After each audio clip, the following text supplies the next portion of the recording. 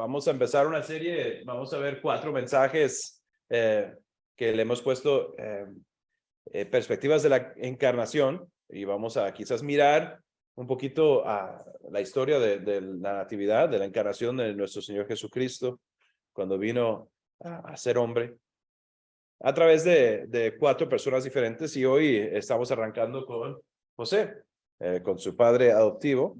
Y vamos por eso empezamos esta mañana con la genealogía de José, queriendo leer y honrar ese registro que tiene el primer capítulo de Mateo, ayudándonos a entender un poquito el linaje, y hay definitivamente unas cosas importantes dentro de ese linaje. Y en ese linaje, cuando hablamos de humanamente, ¿no? Y quizás pienso, tengo esta semana pasada de estar visitando con mis papás, y la mayoría de ustedes saben que yo cuando era un bebé fui adoptado por Marvin y Rebecca Robertson. Entonces, mi apellido es Robertson, ustedes me conocen como Robertson, mi pasaporte dice Robertson, la cédula dice Robertson, pero mi papá biológico es otro. Interesantemente, tenemos tal relación que esta semana mi abuelo biológico, por parte de mi mamá, no sé por qué es algo complicado, pero bueno, mi último abuelo que me quedaba falleció hace unas semanas, y entonces quisimos ir a visitar a mi abuela, que es ya como la última que me queda, pero biológica también. Entonces, como se formaron las cosas en un sábado, mi papá no estaba trabajando, y mi papá biológico, mi mamá biológica siempre dicen, hey, que vengan, y ellos se topan de vez en cuando y tienen como una relación así como súper tuanis. Entonces fuimos a un partido de fútbol en la zona y fuimos después a visitar a mi abuela, pero con mis papás, ¿no? Y cuando digo mis papás, papi y mami, Marvin y Rebecca Robertson. No, ellos son mis papás. Pero, conocieron a mi abuela, que no la habían conocido, biológica, todo un lío, ¿no? A mi tía biológica, que tampoco la conocían, y después fuimos a cenar a la casa de mi papá biológico. Entonces están mis 2 papás, que yo por cierto tengo 3, porque también tengo uno en el cielo. Entonces todo, a veces son las cosas, ¿no? Y para mí eso es la belleza de la adopción, ¿no? El hecho de que haya una situación en la cual alguien necesita un hogar, y es humanamente estamos hablando de eso, ¿no? Y que alguien esté dispuesto a darle ese hogar y a ser papá y mamá para ellos, y a criarlos, a amarlos. Y eso es parte de mi historia, ¿no? Entonces, cuando pienso en José, pienso en ese aspecto también, ¿no? En el hecho de que él está dispuesto, y vamos a enviar eso un poquito más, aunque no es el papá biológico, él está dispuesto a amar a Jesús de una manera muy especial. Al principio en el primer versículo de ese registro, dice el siguiente: es el registro de los antepasados de de Jesús, disculpe, el Mesías, descendiente de David, de Abraham. Es interesante porque menciona esos 2 datos, ¿no? Descendiente de David, importante por la posición que iba a tener, porque él es la respuesta él está ¿qué? Sí, el cumplimiento, gracias, el cumplimiento de la profecía, de que el trono de David duraría para siempre. Y eso se hace realidad a través de Cristo, a través del Mesías, que es Jesús. Y también es un descendiente de Abraham. Tenía que completar esa promesa, ¿no? Abraham, cuando Dios está creando el pueblo de Israel, del cual va a salir el Mesías, el Salvador, nuestro Señor Jesucristo, él le hace esa promesa: vas a ser una bendición para todos los pueblos. Entonces es necesario que Jesús cumpliera alguno de esos requisitos, ¿no? Cuando hablamos de estas cosas, podemos pensar en algunos de los pasajes como Isaías 9, 6-7, que dice, pues nos ha nacido un niño, un hijo se nos ha dado. El gobierno descansará sobre sus hombros y será llamado Consejero Maravilloso, Dios Poderoso, Padre Eterno, Príncipe de Paz. Su gobierno y la paz nunca tendrá fin. Reinará con imparcialidad y justicia desde el trono de su antepasado, ¿quién? David. Porque él está completando esta promesa por toda la eternidad. El ferviente compromiso del Señor de los ejércitos celestiales hará que esto suceda. Un montón de teología aquí también. Sobre todo vemos en el final el hecho de que Dios va a cumplir sus promesas. Pero es interesante en esas dos primeras líneas de arriba, cuando vemos que dice, pues nos ha nacido un niño, un hijo se nos ha dado. Estábamos manejando en la ciudad donde viven mis papás y hay un seminario que hace como todo bueno, ponen como 2-3 millones de luces de Navidad para hacer ahí. La gente va a visitar y es como súper bonito, ¿no? Todos los años vamos a verlo. Y mi padre apuntó a unos decía eso, tenía esa declaración, pues nos ha nacido un niño, un hijo se nos ha dado.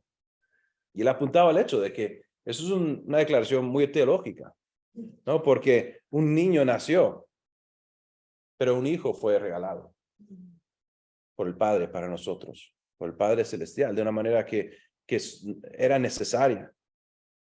Jeremías, capítulo 23, en esos dos versículos también habla de esto. Dice, pues se acerca la hora, dice el Señor, dice Yahweh, cuando levantaré a un descendiente justo del linaje del rey David. Otra vez vemos esa mención de cómo se está completando esta promesa y que solamente Cristo puede hacer esto.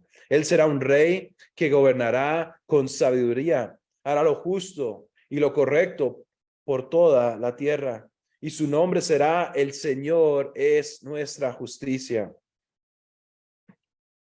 En ese día Judá estará a salvo e Israel vivirá seguro. Mateo capítulo 1, si bajamos al versículo 17, al final de esa genealogía dice, todos los que aparecen en la lista abarcan 14 generaciones, desde Abraham hasta David, 14 desde David hasta el destierro de Babilonia y 14 desde el destierro de Babilonia hasta el Mesías. Es interesante esas menciones porque vemos a Abraham, el cual Dios elige para empezar el pueblo de Israel, al cual es dado la promesa de que en ti serán benditas todas las naciones. Y sabemos que el cumplimiento de eso viene a través de ¿quién? De Jesús, del niño que está a punto de nacer. De Abraham a David, David es el rey, el cual es dado la promesa de que su trono va a durar para siempre. No físicamente, porque el trono de David acabó, pero eternamente a través de Cristo. Un hijo de David iba a ser el rey de reyes y el señor de señores. Y de David hasta el destierro de Babilonia, 14. Pensando en Babilonia, esa captividad en la cual Israel había sido llevada. Pero Dios también es fiel en escuchar su clamor. Dios escucha a su pueblo. Y por fin, desde Babilonia hasta el Mesías, cuando viene el ungido de Dios, cuando viene el prometido, cuando viene el Salvador, que viene a rescatar su pueblo.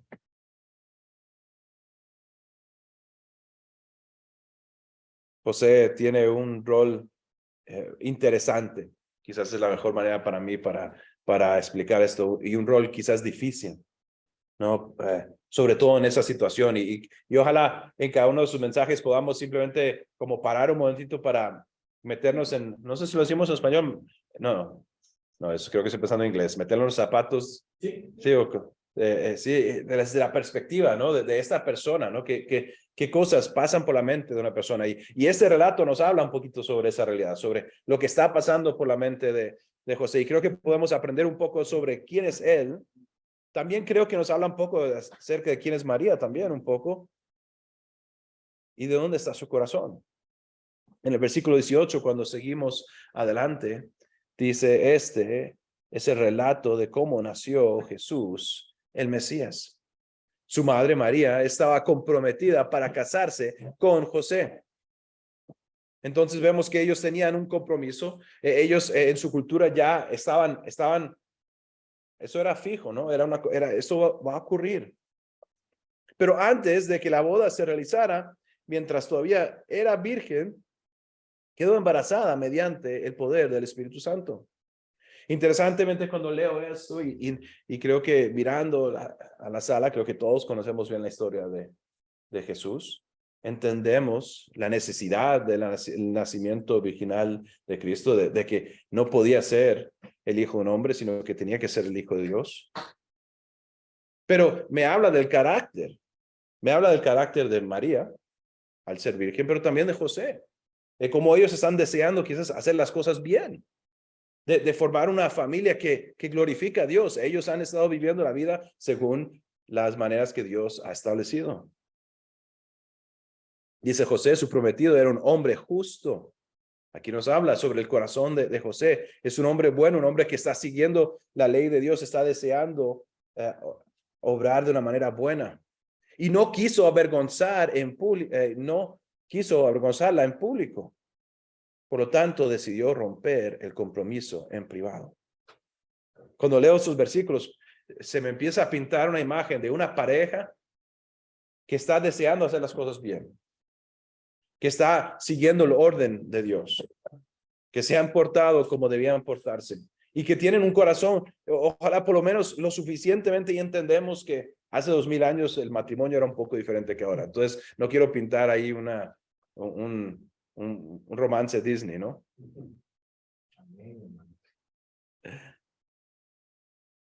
Pero José definitivamente ama a María, lo suficiente en que no toma una represalia.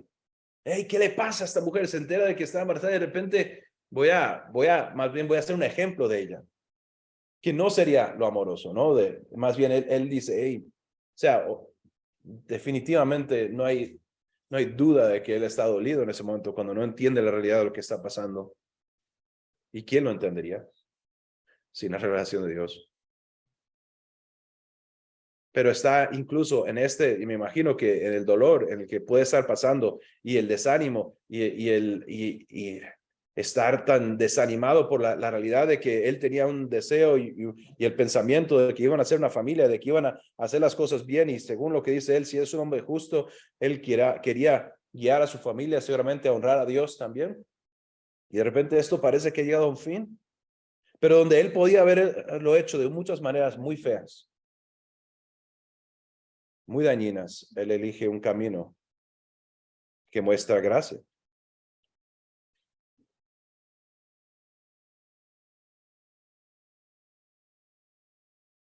Aquí en la mente de José podemos ver, dice, mientras consideraba esta posibilidad, él está pensando, eso es lo que debo de hacer.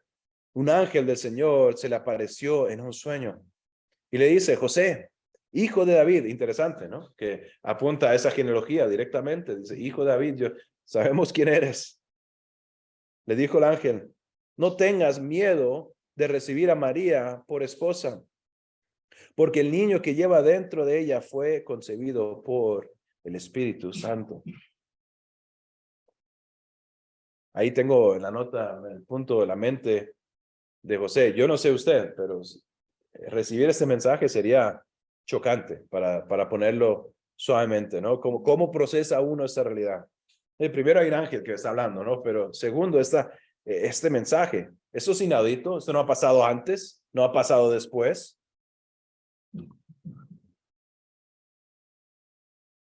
Pero le está explicando que María no le ha sido infiel. Eso es el plan soberano de Dios.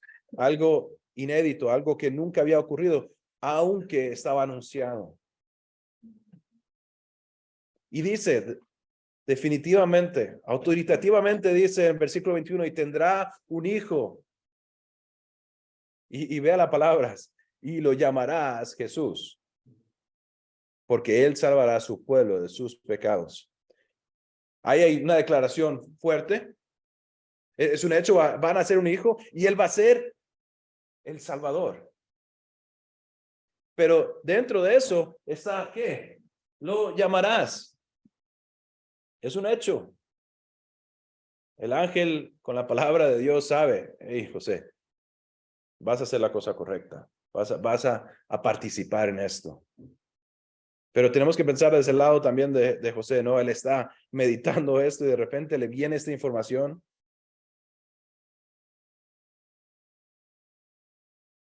¿Qué debió pasarle por la mente? ¿Qué le pasaría a usted por la mente en ese momento? Sería ya en un estado de shock, ¿no? Me imagino, ya quizás, sí, ya uno ya estaría como tocado y ahora llega esta información.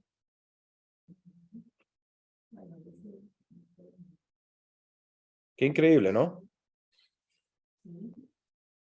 El versículo 22 sigue hablando y creo que aquí empezamos a ver cómo se desempeña el propósito de José, cómo es que él entra en esta historia de redención.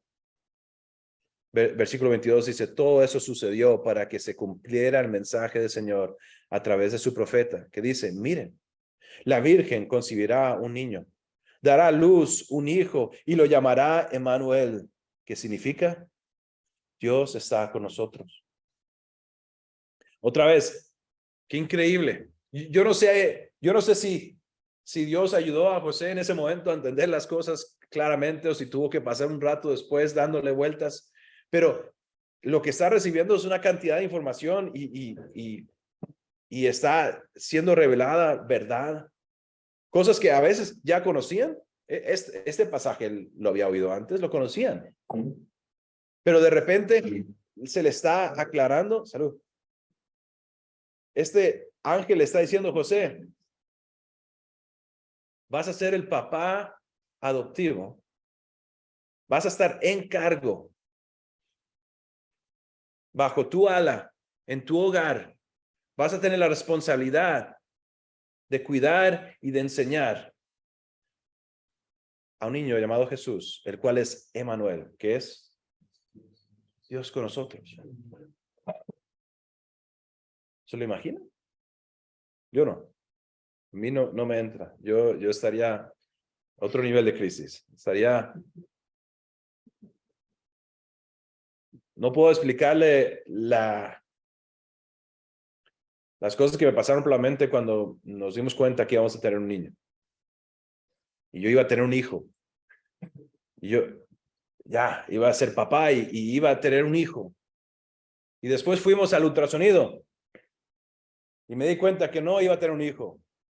Ustedes que conocen nuestra familia saben, iba a tener una hija. Y de repente, todo se aumentó. Y yo no era lo más suficientemente fuerte, no era lo suficientemente inteligente para proteger a mi hija, para cuidar a mi niña. La responsabilidad que yo sentía era, no lo puedo expresar. José,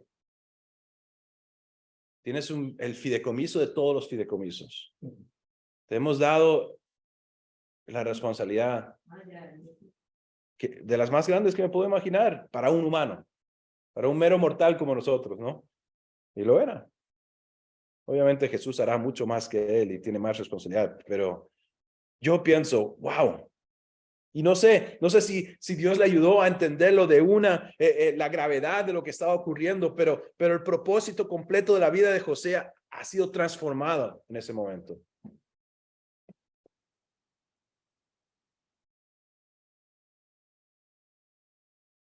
Y me hace pensar un poquito acerca de la realidad de nuestras vidas. Cuando pasamos de ser meros mortales, simples personas, no existe eso, pero quiere decir, no, estamos caminando y de repente, cuando Dios nos salva, parte de lo que ocurre es que somos hechos hijos e hijas de Dios. Y se nos ha dado la responsabilidad de ser sus voceros. Se nos ha dado la responsabilidad de compartir sus verdades.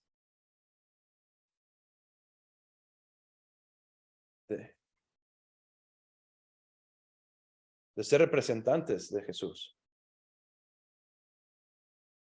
Y a veces pienso en ese momento si él se sentía capaz, si se sentía que iba a poder hacerlo. Pero el plan de José, me imagino que en esa noche cambió completamente. La vida de José cambió completamente. Culturalmente pensaríamos que seguramente si él era carpintero, su papá había sido carpintero. Y quizás el abuelo había sido carpintero, quién sabe. Él ya tenía profesión, ya tenía su plan. Él iba a hacer mesas y sillas y lo que hiciera falta. De repente, y nada malo con eso. Él iba a ganarse la vida sanamente, pero de repente tiene un propósito adicional y distinto. Finalmente, como último punto, quiero que pensemos en la obediencia de José. Mateo capítulo 1, 24, 25 dice, cuando José despertó, es una palabra muy simple, pero el español es preciso. Sabemos lo que significa eso. Hizo. Una palabra. Hizo. Hizo como el ángel del Señor le había ordenado y recibió a María por esposa. Pero no tuvo relaciones sexuales con ella hasta que nació su hijo. Y José le puso por nombre Jesús. En este pasaje vemos la ejecución de la obediencia de José basado sobre lo que le habían dicho. Y ya le habían dicho, vas a llamarle Jesús. ¿Qué pasó al final? José le puso el nombre de Jesús. Él obedece, él sigue. Pero no solo eso, sino que descarta ese plan que él tenía, el plan misericordioso que él tenía para respetar a María, pero obviamente no iba a poder quedarse con ella porque algo había pasado hasta que le explicaron lo que había realmente pasado.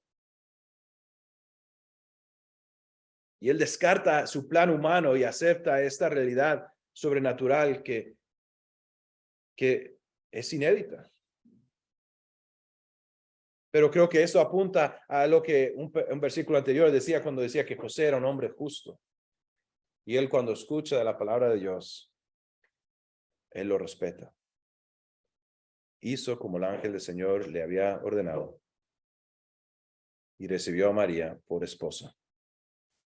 José es una persona interesante porque realmente no aparece muchas veces en la Biblia. Son solo 3, 4 veces más que oímos de él.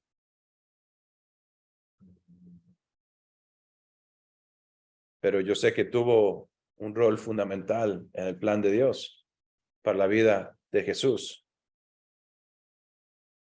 Y yo pienso en este punto de la obediencia y simplemente pienso, Señor, estoy dispuesto a escuchar tu palabra cuando viene a mí y a cambiar mis planes, a confiar en ti cuando no tiene sentido, cuando lo que me estás diciendo es, no me cabe en la cabeza, cuando la responsabilidad que me estás pidiendo es imposible, estoy dispuesto a confiar en que sí, me lo has pedido, seré capaz. Ni siquiera sabemos hasta cuándo José vivió. Se especula por el hecho de que dejamos de oír de él cuando Jesús está caminando y cuando visita y oímos María y sus hermanos, pero no de José, que quizás él murió joven o temprano en su vida, no lo sabemos. Pero lo que sí tampoco tenemos es un hecho de que diga que José falló. Tenemos estas escrituras que nos dicen que él obedeció, hizo lo que el Señor le pidió y fue obediente. Ojalá nosotros podamos hoy en esas semanas, mientras vemos diferentes perspectivas de diferentes personas que tuvieron parte en ese tapiz de la vida de Jesús, que Dios eligió usar para sus propósitos, que podamos aprender de ellos. Aprender, porque cada uno de ellos van a ser personas como nosotros. Y al igual que ellos, los hijos y las hijas de Dios somos usados y Dios nos pide que caminemos en las obras que Él tiene para nosotros, cada uno de nosotros.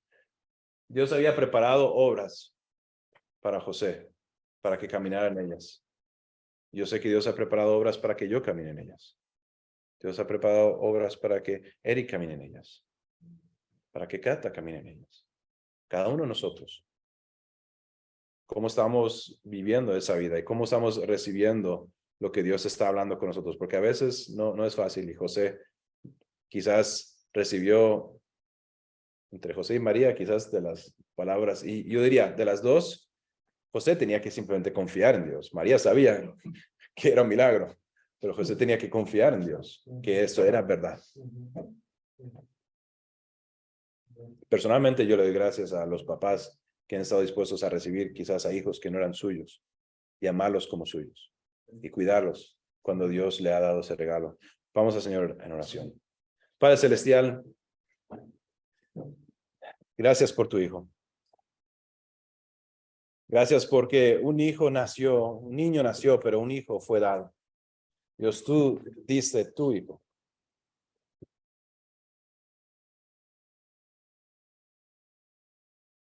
Un regalo que no podemos entender,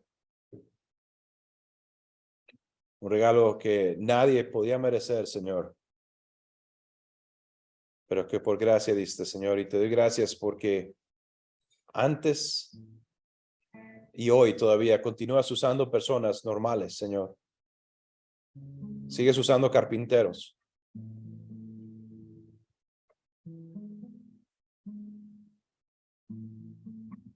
Para avanzar tu obra, Señor. Te pido que tengamos un corazón como el de José, que vivamos una vida que pudiera, que Dios, si se hubiera mencionado nuestro nombre, la palabra justo estuviera en ella. Dios, sí que el ejemplo, porque sabemos que no todo el mundo ha hecho eso, Señor, que cuando escucha lo que Dios está diciendo en su palabra, Señor, cuando nos hablas, que también estemos dispuestos a obedecer, a reajustar nuestra mente cuando el nuevo plan no se alinea con nuestro plan. Señor, que nuestro corazón esté abierto a lo que tienes para nosotros. Gracias por Jesús. Gracias por el Mesías. Gracias porque tenemos a Emmanuel, que Dios está con nosotros. Le pedimos por estas cosas en nombre de Jesús. Amén.